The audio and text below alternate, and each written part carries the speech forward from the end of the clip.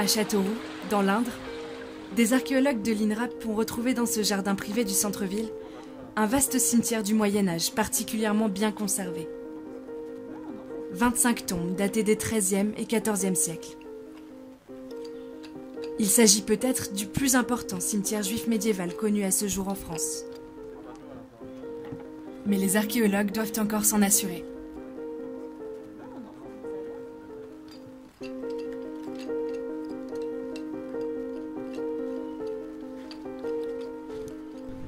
Philippe Blanchard, spécialiste des cimetières juifs médiévaux, repère le site de Châteauroux en 1997.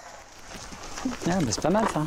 À l'époque, il a l'intime conviction qu'il s'agit d'un cimetière juif, sans pouvoir le démontrer.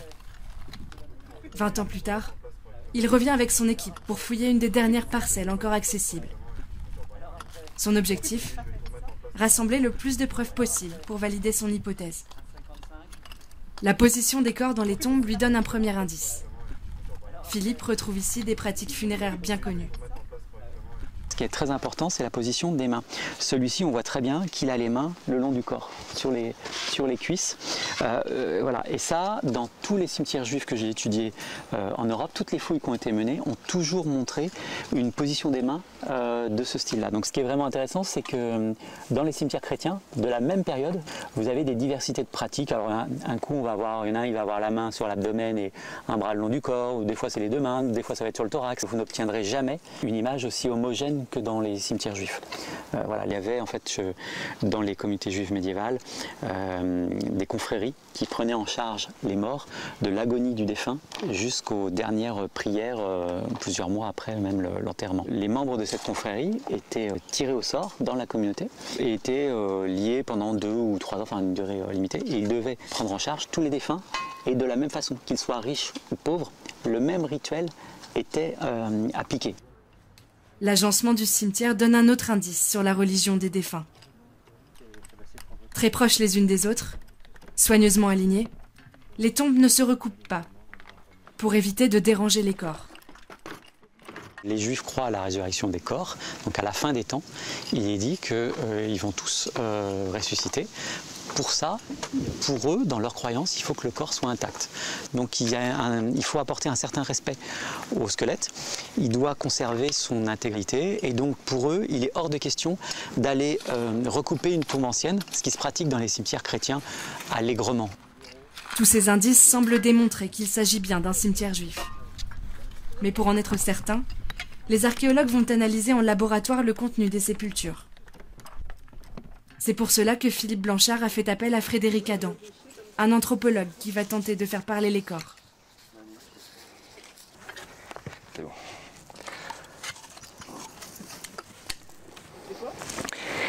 Là, j'essaye de dégager un crâne. C'est un petit peu le jeu de Mikado, puisqu'il ne faut pas se tromper dans l'ordre, autrement tout s'effondre. L'étude des ossements en laboratoire va fournir des données précieuses sur l'âge, le sexe et l'état sanitaire des défunts. Ils seront ensuite réinhumés dans le carré israélite du cimetière de Châteauroux. À ce stade, l'anthropologue peut déjà certifier que l'essentiel des corps retrouvés sur le site ont été enterrés dans des cercueils. Si on avait de l'espace vide entre les deux, là, entre la paroi de la fosse et les doigts eux-mêmes seraient tombés par terre. Ils ne seraient pas restés verticaux comme ça. Donc là, on a vraiment l'image de la paroi qui a bloqué tous ces os. Pour la grande majorité, en tout cas, de ce qu'on a vu pour l'instant et identifié, ce sont des inhumations en cercueil. Pour le moment, ce que l'on sait, c'est qu'on est dans un cimetière du XIIIe, XIVe siècle. Or, dans la région, l'utilisation du cercueil va apparaître un petit peu plus tard. C'est plutôt à partir du XVe siècle qu'on va le généraliser. Donc là, vraiment, il y a une spécificité, c'est que les communautés juives ont utilisé pour leurs morts le cercueil de façon beaucoup plus précoce que les chrétiens. Chaque communauté n'a pas son propre cimetière. Il en existe un à Châteauroux et probablement les communautés autour viennent inhumer à Châteauroux. Donc la meilleure façon de transporter un mort, ça reste le cercueil. Tous ces éléments permettent à Philippe de démontrer qu'il s'agit bien d'un cimetière juif. Mais il lui manque la preuve reine. La meilleure preuve aurait été de trouver des stèles avec des fragments, enfin avec des caractères hébraïques. Pour l'instant, cette preuve-là, on ne l'a pas. Par contre, on a différents indices qui laissent supposer qu'on est bien sur un cimetière de la communauté juive de la fin de la période médiévale. Très utiles pour les archéologues, ces stèles sont aussi très rares. Sur les 116 cimetières médiévaux identifiés en France, seuls 4 ont été fouillés. Et les quelques stèles mises au jour ont été rassemblées à Paris. Alors on est ici dans la deuxième salle du musée d'art et d'histoire du judaïsme. C'est une salle qui est consacrée au judaïsme médiéval en France et dont le principal intérêt est cet ensemble de stèles funéraires médiévales qui est extrêmement rare parce que la plupart des stèles des cimetières juifs en France au Moyen-Âge ont disparu à la suite de l'appropriation des cimetières par la couronne.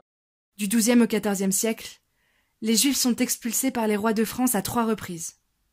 Leurs cimetières sont saisis, les pierres tombales vendues aux enchères et disséminées partout dans les villes. Comme celle-ci, retrouvée par hasard sur le chantier d'un immeuble à Bourges, tout près de Châteauroux. Alors c'est une stèle dont on voit bien qu'elle a été utilisée en remploi parce que d'abord elle est très bien conservée et d'autre part on voit qu'elle a été retaillée. Probablement elle était utilisée en linteau, c'est-à-dire en dessus de portes, d'ouverture.